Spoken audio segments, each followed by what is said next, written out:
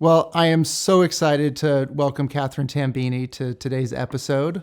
Catherine, kind of like a lot of you, I assume, has had her hands in so many aspects of filmmaking, from production design to acting to producing and directing and even teaching. Catherine produced the Oscar-nominated Susan Farrell, Elusive Muse, directed the Emmy-nominated State of Arizona, and the Sundance Grand Jury winner, Farmingville. She's also a professor at NYU's Tisch School of the Arts in the Film and Television Department. I've had the pleasure of shooting a few of your films, Catherine. I'm so thankful that you are here. Thank you so much for doing this, and I'm looking forward to having this chat with you. Oh, thank you for inviting me. I'm really excited to be here. I think what you can bring to the table with this is gonna be really helpful for people. So I'm excited to get into it. Fingers crossed.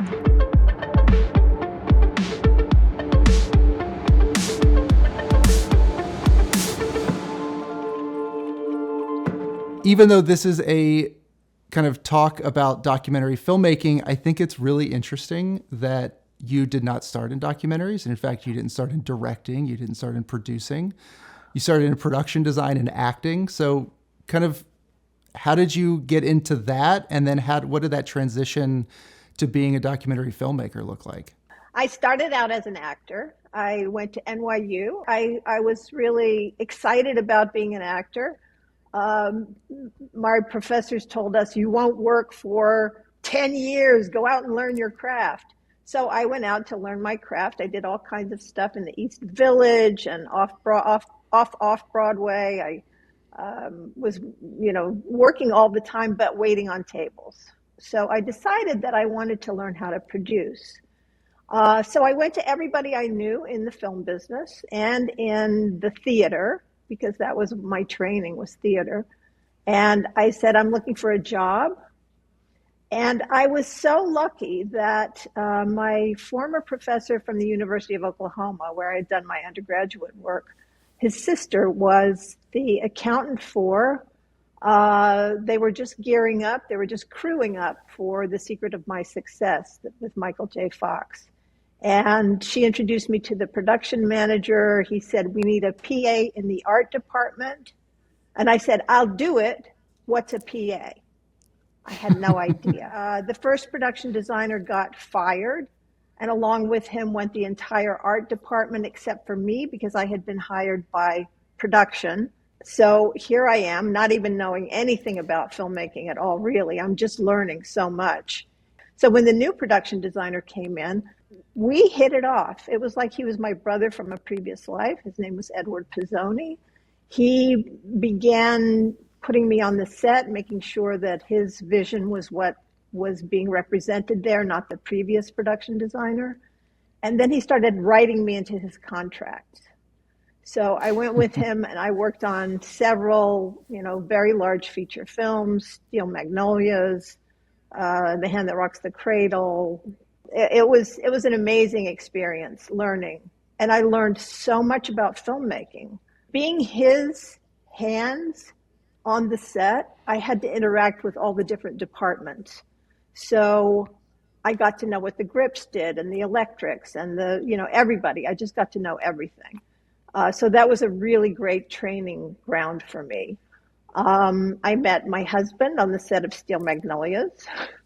He was there, Peter Miller. He was there doing, this was an actual documentary. So, production design was not my calling. I didn't feel like that was where I was going to be. And he started introducing me to the doc world. And then he introduced me to Ann Bell, who was just beginning making the Suzanne Farrell film. And that was my introduction into the documentary world, really. She taught me so much about producing, about editing, about fundraising, just all aspects of it. So it was really a wonderful, wonderful learning experience for me. What is it about a project that draws you to it? Are there certain things that you're looking to make films about? Are you just kind of open to see what comes your way? Kind of what's that process look like for you? I look for things that grab me. if something doesn't grab me and make me go, oh my God, that's got to be a film. Oh my God, that story needs to be told, then I'm not going to do it, because documentary filmmaking is so difficult. There's so many obstacles in your way. There's so much, trying to raise money, trying to, figure out what the story is, all those things. I mean, it's just an uphill battle. So if it's not something that I'm really passionate about, I'm not really interested in doing it. What are you looking for in your crew members? I think that you need a really good sound recordist. And I don't say that just because I'm married to probably the best one in the business. Sound recordists listen. And I find that, a lot of my documentary filmmaking has been informed by him, because he's done so many films, has so much experience. And I find that if you have a really good sound recordist, they can help you sort of direct the cinematographer even to what's going on in a different area, because they're hearing things.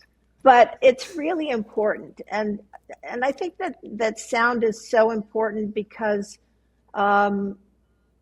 everybody says this. If it doesn't sound good, it doesn't look good.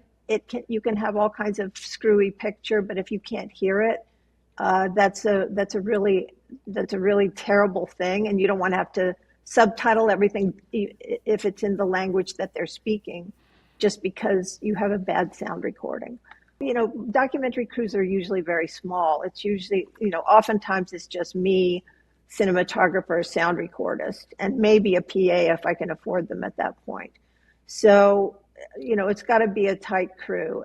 I started out shooting. I started out on Farmingville. We didn't have any money to hire. We did in the beginning, but we ran out of money and we were nowhere with the film, with the story. So I picked up the camera and started shooting, and I found out that I really liked it. I liked following stories. I liked seeing how I could make nicer pictures and trying to follow the stories. But I found that was really difficult, and I really do like to work with a cinematographer. What's your process of building trust and creating trust with the people that you are bringing into a project? It can be challenging. There are people who, like when I did Farmingville, there were people who would say, "Get that effing camera out of my face." And, you have to respect that. And then you try to talk to them. And those sorts of films that I've done, I like to show different perspectives, all the different perspectives. I don't want to just show one side. I'm the kind of filmmaker who, I'm not into, just doing something that's preaching to the choir. I want to show all the perspectives and let the audience decide what it is.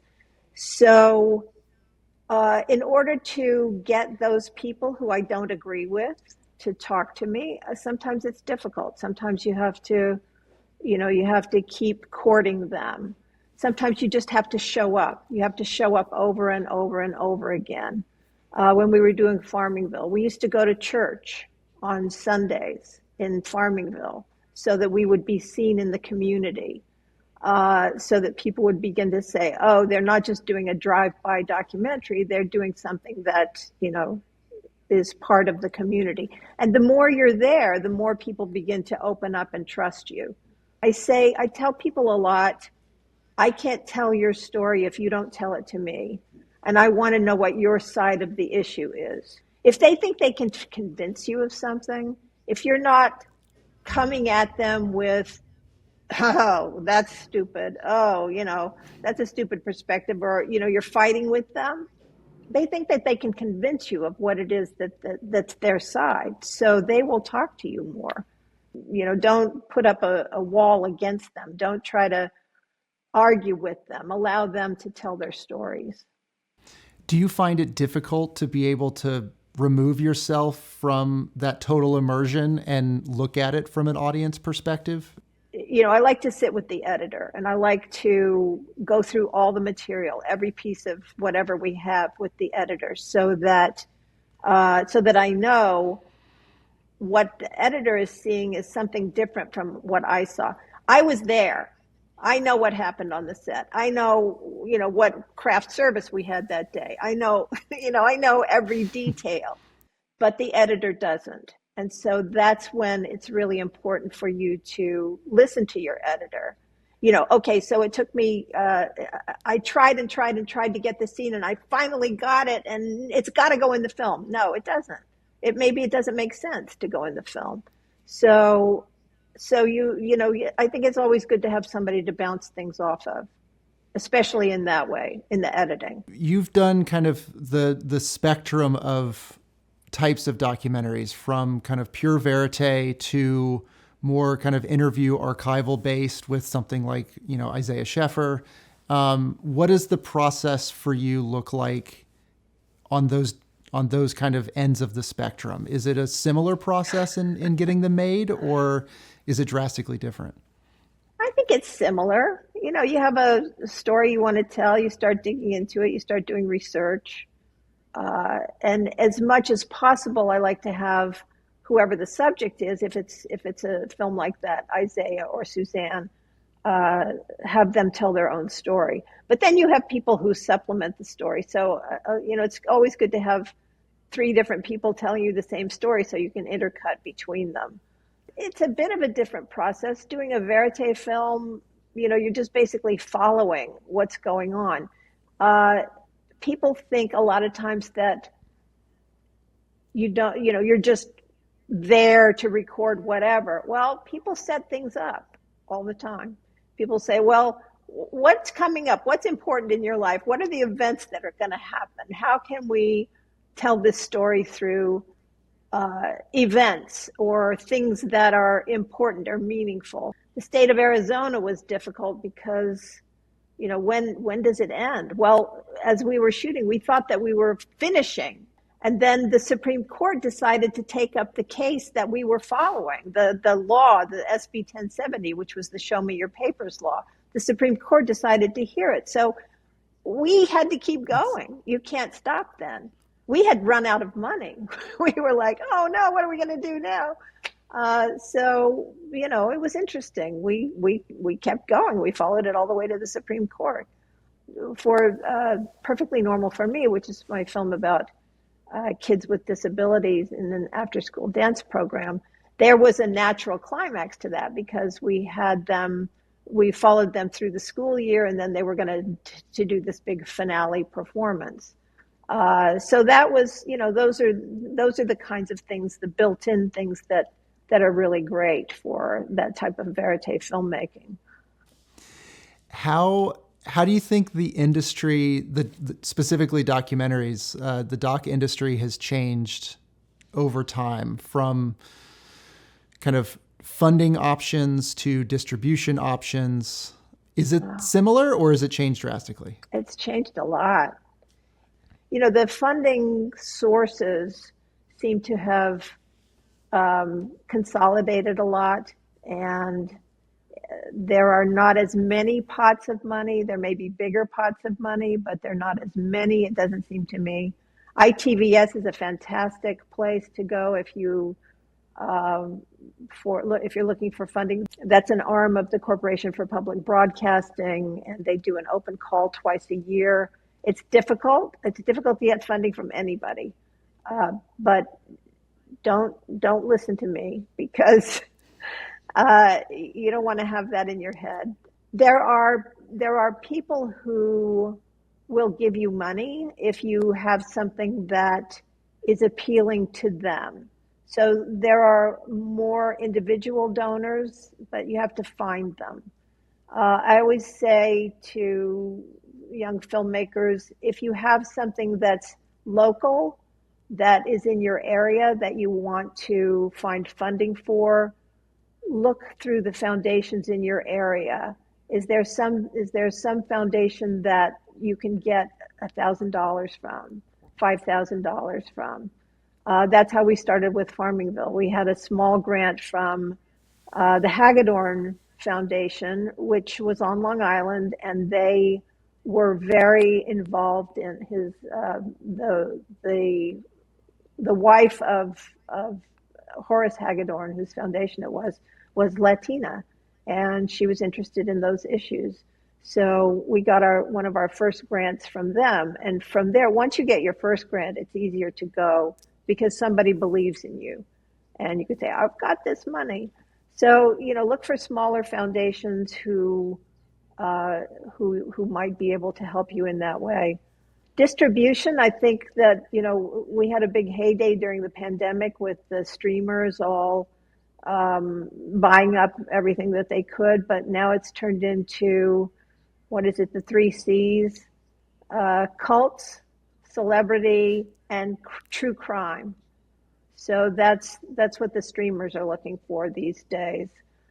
That's why public television is always such a great route. There's Independent Lens and POV and America Reframed.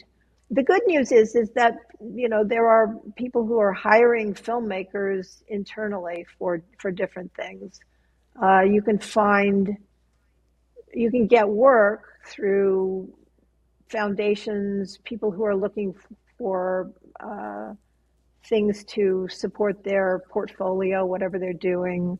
They want little films to show to their donors and that sort of thing. So there's work for filmmakers, but finding funding for independent films, it's always been hard, but I think it's a little harder than it was before at this point.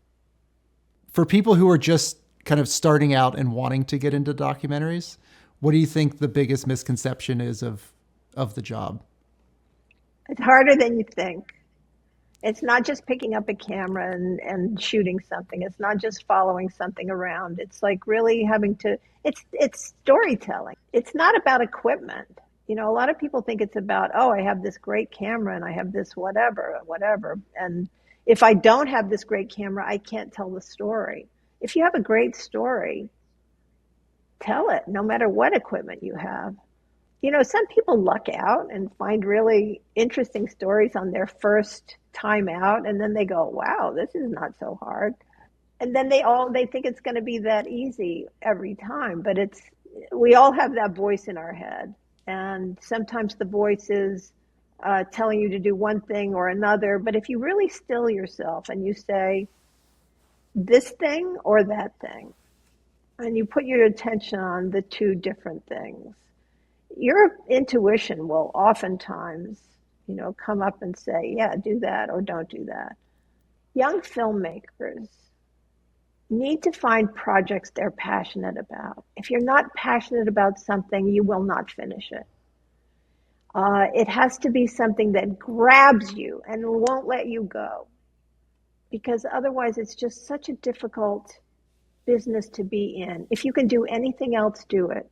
If you want to do anything else, do that.